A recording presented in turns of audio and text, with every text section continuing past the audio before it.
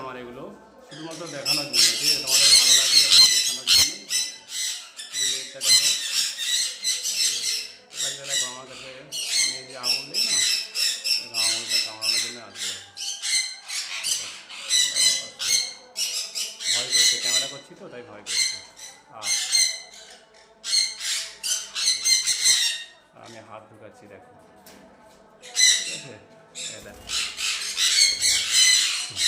ভয় করছে, এই দেখো। আয় আয়, আসলে ক্যামেরাটা হাতে আছে তো তাই ভয় পাই। ঠিক আছে, দেখানোর জন্য শুধুমাত্র যাতে তোমার ভালো লাগে দেখানোর জন্য।